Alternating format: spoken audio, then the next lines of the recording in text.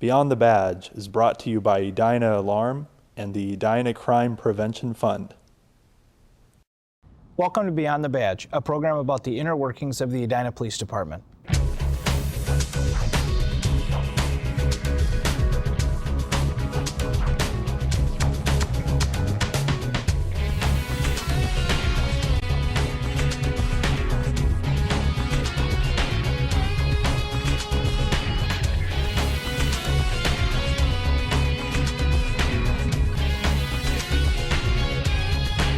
Thanks for joining us. I'm Officer Brian Hubbard.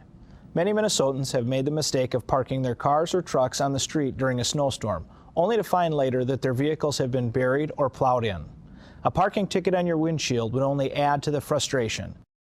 To avoid a citation or tow, do not park on a city street or in an alley between 1 a.m. and 6 a.m. from now until April 1st. Do not park on a street or in an alley when 1.5 inches or more of snow has fallen until it has been plowed to the curb line. Finally, do not park on the street or in an alley for 6 hours after a snowfall stops. It is extremely important for residents to keep their vehicles off of the roadways during these times. Cars parked on the street make it difficult for snowplow operators to maneuver and also prevent the streets from being thoroughly plowed. By parking in driveways or lots, you will avoid being plowed in and dealing with the expense and inconvenience associated with parking tickets and towing. The Edina Public Works Department's snowplow fleet will be out in force keeping our roadways safe again this winter. Driving too close to snow removal equipment can be extremely dangerous. Yield to snowplows. They travel slower than posted speeds. Give snowplow drivers plenty of room to do their jobs. Never drive into a snow cloud. Slow down. Never use cruise control on wet or icy roads. Stay alert. A snowplow weighs 17 times more than a car. In a crash, people in a car are much more likely to be seriously injured. Be patient. Follow at a safe distance. Allow at least 5 car lengths between your vehicle and a snowplow. Probably the number one thing is cars trying to get around them when they're actually trying to plow. They have to watch the plow in the front. They have to watch the wing. They have to look in their mirrors to make sure their sander's working. They got a lot of things going on inside that truck. And when traffic's trying to sneak around them on either side or right on their tail, it makes it very difficult. Edina residents will soon see a new face out patrolling the streets. Officer David Venny was recently sworn in as the newest addition to the Edina Police Department. Officer Venny, who holds a bachelor's degree in police science from St. Mary's University, made a career change to join the Edina Police Department. He previously worked for Target Corporation for more than 20 years, most recently as leader of their investigations analysis team. Everything just lined up with my professional life and my personal life with my wife and my kids, and we sat and talked about, where do I want to be, 20 years from when I look back at my career. And what I didn't want to look back and say, I should have gone for it. I had the opportunity. I could have tried to do something that I've always wanted to do. As a new member of the force, Officer Venny has begun an intensive 1-year training program and probation period. Let's go to the police department where Officer Aaron White will take a look at the rigorous training program that each new officer must complete. Thanks, Brian. I'm with Sergeant Phil Larson, who oversees the field training program for new recruits at the police department. Sergeant Larson's been with the Edina Police Department for over 27 years, serving in a wide variety of roles. Phil, thanks for being on the show today. You're welcome. Thanks for having me. Minnesota has a somewhat unique process for pre-education requirements and qualifications to become a police officer. Can you tell us a little bit about that? In Minnesota, we do require 2 or 4-year degree after high school, in addition to a 9-week skills program, which is kind of an intensely focused program on the skills that an officer would need to do the job of police officer. Not so much classroom book learning, but more skills and tactics. What can an officer expect in those first couple days wearing a badge at the Edina PD? The first couple days, we do some administrative things. They're introduced to the police department manual, to the city code, and then we put them in with our dispatchers to get them familiar with how calls go out to officers before they actually have to jump into a squad car. Okay, so some basic orientation, and Yes. then the key component begins, which is the field training program. Can Correct. you talk about that? Field training is roughly about a 420-hour program, and it's based upon 3 officers, people who have been around long enough to be able to pass on the information that they've gained or the experience they've gained onto the new recruit. What are the biggest challenges a new officer faces on the job here? Basic orientation and geography. Let's say an officer gets a call of someone having a heart attack. Imagine yourself getting this call and never having been in the city of Edina before, and you're behind the wheel of a squad car, and now you have to turn on your red lights and your siren, and you have to drive there at 55, 60, 70 miles an hour, and you don't know where you're going. So that's the hardest thing, and we try to work on orientation a lot by giving people mock calls. So the field training officer might say, go to 4200 Alden, or go to 77th and 100. Sure. And the officer then has to look up on their map under non-stress conditions where to go. Some of the other things that are difficult for people to learn are traffic enforcement. Most people have not had any experience pulling a car over and issuing people a ticket. Sure. So to get somebody to the point where they're comfortable, okay, I'm going to stop this car, I'm going to approach this person, I'm going to tell them what their violation was, and then I'm going to issue them a citation or a warning or whatever their option that they choose is. The bottom line, though, is that by the time a person has decided they want to enter this career field, gone through all those pre-requirements, all the training here, Right. there's a lot to learn. Yes. In your 27 years, have you seen a lot change with training? The two biggest changes we've had in training since I started are defensive tactics and firearms training, and then the technology. When I started, our training consisted of standing in front of a piece of paper that was our target 25 feet away, punching a bunch of holes in it, and having our names signed off on a sheet saying we were okay. You were good to go. Our training now consists of cross-training between defensive tactics, where we're rolling around on a mat, maybe wrestling with a suspect in some sort of a scenario-based operation. Sure. Getting up, running to a gun range, transitioning to firearms, transitioning to rifles, and addressing targets while on the move and things like that. The other thing, when I started, we didn't have to train on a computer because we didn't have a computer. Sure. We had a car radio with 4 channels. We had a portable radio with 4 channels. Now we have cell phones, we have mobile data terminals, we have tasers. We also carry an AED for life-saving. So the training is, leaps and bounds in 27 years. It's incredible. Well, Phil, thanks for being with us and sharing this information today. You're welcome, Aaron. Appreciate your time. Phil Larson, Sergeant with the Edina Police Department. We'll return to Brian now in the studio. Have you ever wanted to know how much of what you see on TV about cops is real? Have you ever wanted to understand how and why cops do what they do? If these thoughts have ever crossed your mind, I'd like to share with you a new program offered by the department, Edina's Police Citizens Academy. The Academy is a 10-week program that gives everyday men and women of the community a first-hand look at the operations of the police department. It includes a variety of tours, live demonstrations, real-life police situations, lectures, and classroom instruction in an effort to share information and improve relationships within the community. Participants have the opportunity to make a traffic stop, participate in defensive tactics training, and shoot, don't shoot video scenarios, perform a building search, and interview a crime victim. The Police Citizens Academy is designed to be an interactive experience in an effort to present the participants with a broader understanding about a broad number of topics. Weekly classes are held at the Edina Police Department and the South Metro Public Safety Training Facility near Braemar Arena. The Academy is open to all Edina residents and those who work in the community. Participants must be 21 years old. Joining me now is attorney Mark Peterson, who is one of nearly 40 people who have participated in the previous 2 academies. Thanks for being here, Mark. My pleasure. Happy to be here. Can you tell us a little bit about what initially interested you in the Police Academy? Really a couple of reasons. I've met a number of Edina police officers through various community groups that I've been active in, and I've liked them all and am just interested in the job that they perform. Secondly, my profession is that of a criminal defense lawyer, and I won't mention the number of years I've been doing that, but I've always been interested in what police do, why they do some of the things that they do, and obviously I've met a lot of police officers, and I just thought further education about their jobs would be interesting. What have been some of the highlights of the program for you? I think the most fun I've had is the simulated activities that we have done. I think you mentioned them earlier, but the building search, the traffic stop, the shoot, don't shoot video, or exercise, which I thought was really fun.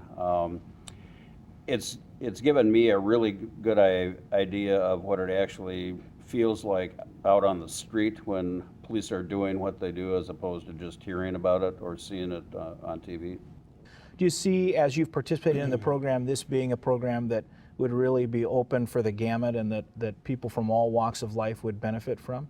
Oh, absolutely. And if you just look at the composition of our class, we have everything from a young woman who just graduated from college to some people even older than I am who are participating. I think anybody could gain from the experience.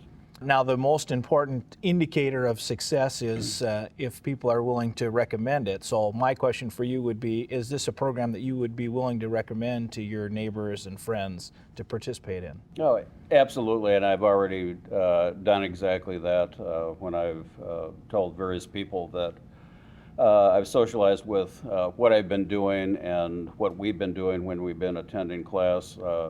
The interest is uniform, and there are a number of people who are just fascinated by what police do and the fact that this course is being offered. So all in all, you would say your experience has been a good one participating in the program? Absolutely. Great. Well, Mark, thanks for joining us on Beyond the Badge. Happy to do it. Thanks for having me. The next Citizens Academy will begin in March. Applications can be found on the police department's website, www.cityofedina.com/police. While a black and white squad car is home base for many patrol officers, a small office tucked within Southdale Center is where a team of 2 undercover Edina officers call home when on duty.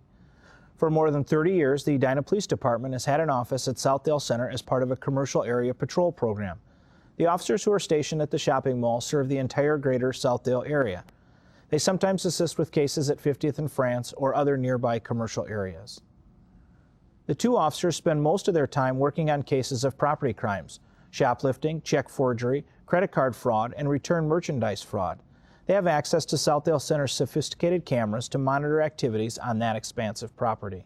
We deal with pretty much everything down here. We deal with shoplifting, return fraud, identity theft, counterfeit checks, check forgeries, credit card fraud, assaults, auto theft, burglary, pretty much. And then with the shooting last winter, we've pretty much dealt with everything down here.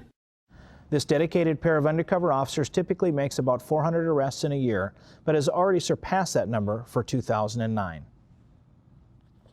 In each episode of Beyond the Badge, we take an in-depth look at different ways viewers can protect themselves from crime. This month, we're focused on a common type of theft during the holidays and reminding you of ways to keep your home safe while you're traveling. Never leave your purse or shopping bags unattended. The Edina Police Department has received dozens of reports of thefts at local stores and restaurants. In most cases, victims place their purses or shopping bags on the floor, near where they are sitting or standing. In some cases, the victim might never leave from where she is sitting, but the bags and purse are stolen right from underneath her while she is distracted at checkout or during a conversation with someone else. In other cases, the bags might be taken easily in a matter of seconds when the victim gets up to use the restroom or to dump a tray at a food court. With many people traveling to see family and friends during the holidays, we want to remind you of ways to keep your property safe from residential burglars. Before leaving on a trip, try to make your home appear occupied. Ask a trusted neighbor to check your home for anything unusual and occasionally park a vehicle in your driveway or in front of your home. Make arrangements for someone to shovel the driveway. Stop your mail and newspaper delivery or have someone collect them for you. Use timers to turn on electronic devices. Put a lamp and a radio in several locations in your home and set the timers to go off at different times. Turn your telephone ringer to low or turn it off. A loud ringing telephone is a sure sign no one is home. Finally, make sure all doors and windows are locked.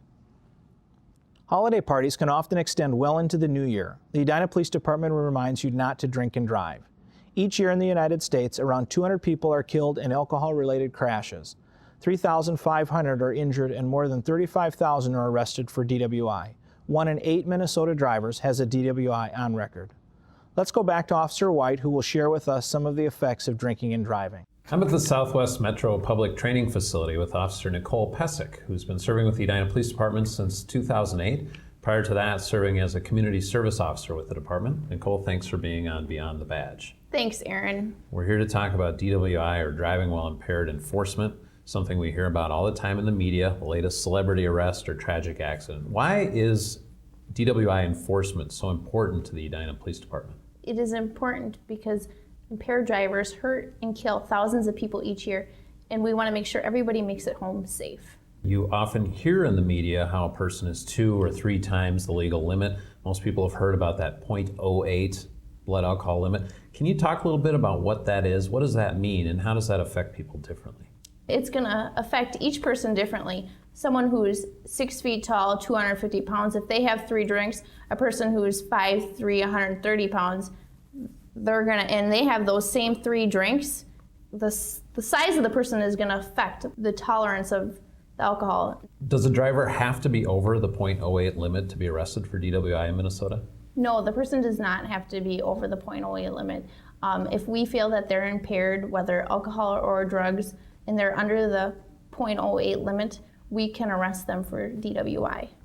What are some of the most common traffic infractions that lead you to stop somebody and ultimately arrest them for DWI? Really, Aaron, any traffic infraction can lead to a DWI arrest. Speed, running a stop sign, over the center line, over the fog line, any traffic violation that we see can then lead into a DWI arrest, whether that violation is at 4:30 on a Wednesday afternoon or it's 12:30 at night on Friday. Any of those can lead to a DWI arrest. When you have come into contact with somebody that you believe to be impaired, what steps do you take to make a determination as to whether or not they'll be arrested? I start my determination before I even stop someone. I'm looking for the driving conduct. As I'm approaching the vehicle, I'm looking for bloodshot, watery eyes.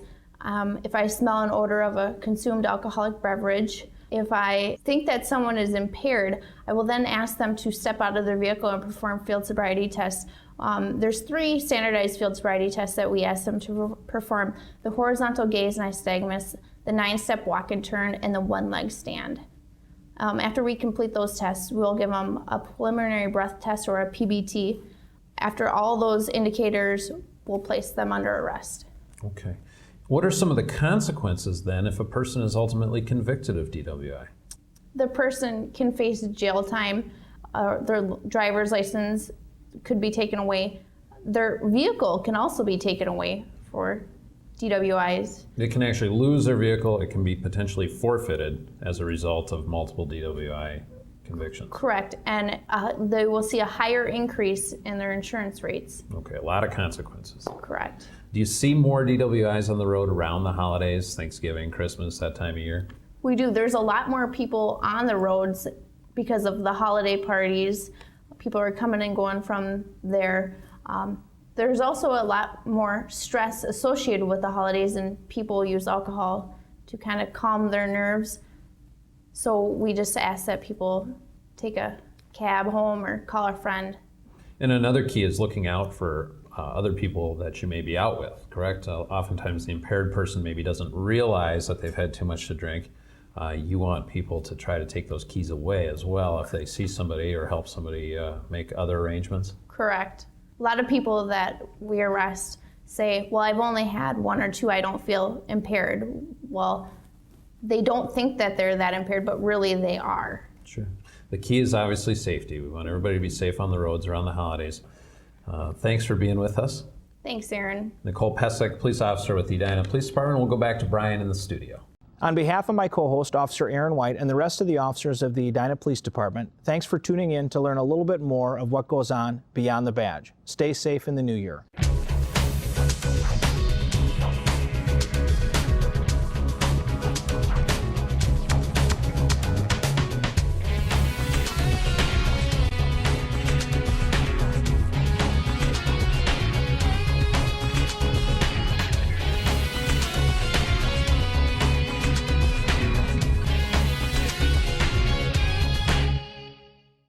Beyond the Badge is brought to you by Edina Alarm and the Edina Crime Prevention Fund.